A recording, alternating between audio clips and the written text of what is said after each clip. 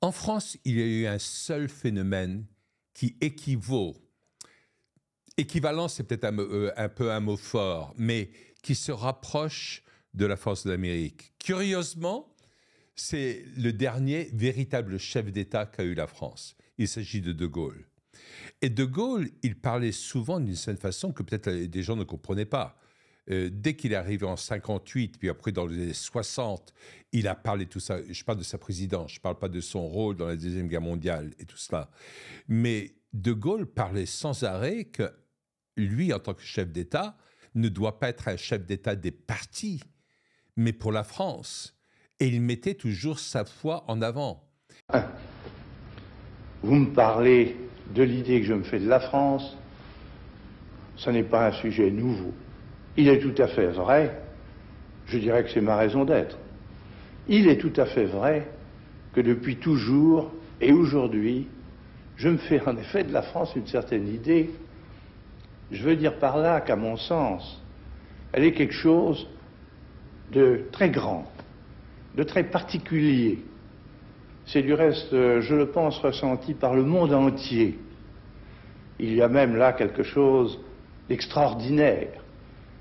Dans nos malheurs, on s'en aperçoit tout de suite.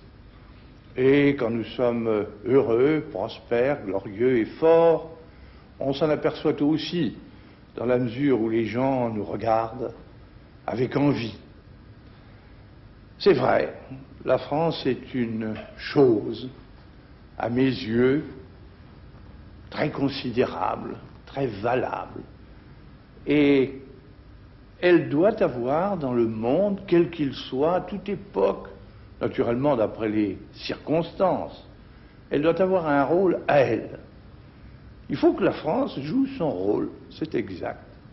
Et pour qu'elle joue son rôle, il faut qu'elle soit la France. Et ce qui permet d'unifier énormément de gens, c'est le fait de mettre la foi en avant. De Gaulle était profondément catholique, il était profondément croyant, on le voyait régulièrement aller à la messe le dimanche. C'était quelque chose qui était très important et qui lui donnait cette force que malgré tout, il cherchait à unifier tous les gens.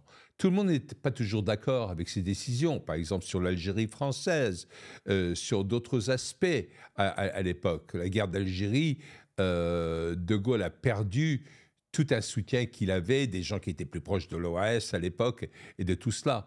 Mais il unifiait les gens dans le sens où on sentait que chez lui, il y avait toujours une recherche de mettre la moralité en avant. Et sa moralité, il a tiré de sa foi. Et c'est le seul véritable homme d'État qui unifiait la France, qui donnait sa force à la France et qui allait puiser dans toute l'histoire de la France, en remontant jusqu'à Saint-Louis, toute la force du catholicisme qui a fait de la France ce pays extrêmement fort. Même le pape Jean-Paul II, quand il est arrivé en France et il a vu qu'en France, il n'y avait plus de foi ni quoi que ce soit, il a dit « Ô fille aînée de l'Église, qu'es-tu devenue? Où es-tu allée ?» En fin de compte, tout ça, ça existait en France. Mais le laïcisme a cherché à l'effacer. Mais De Gaulle est celui qui a fait une interruption et l'a rappelé à l'ordre pendant un certain temps. Et pour ça, il leur a laissé son legs, son empreinte sur la France, où il y aura pas mal de gens qui pourront aller chercher ça. Beaucoup de gens veulent s'inspirer du gaullisme, de sa force et tout ça. Mais de nouveau, ils ne comprennent pas que sa force venait de la foi, de sa spiritualité, qui lui donnait une envergure qui transcendait tous les problèmes quotidiens et qui lui permettait d'avoir une vision divine du pays qu'il aimait tant, la France. Écoutez, moi je peux vous dire que moi-même, sur le plan personnel, mon expérience personnelle a toujours été empreinte de la foi. Moi j'étais élevé dans une famille catholique, polonaise. Et les Polonais, on a toujours su qu'il y avait un catholicisme presque exacerbé. En tant que famille, non seulement on priait avant tous les repas, on priait le soir avant de se coucher, mais tous les soirs, en famille, on passait 1 heure à prier à genoux.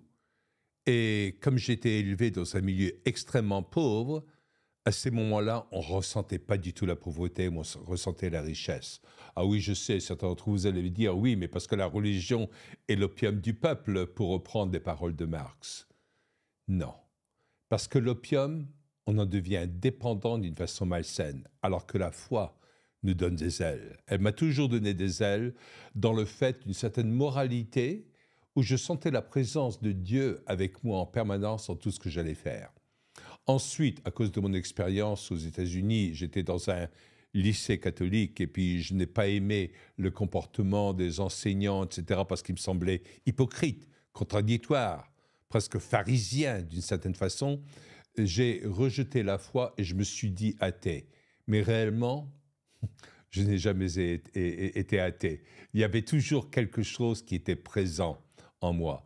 Et c'est plus tard, vers 30 ans, 31 ans, où j'ai redécouvert la foi à fond et ensuite j'ai fonctionné avec la foi au fin fond de moi en permanence, dans tout ce que je faisais, dans les affaires, dans ma relation personnelle, dans tout.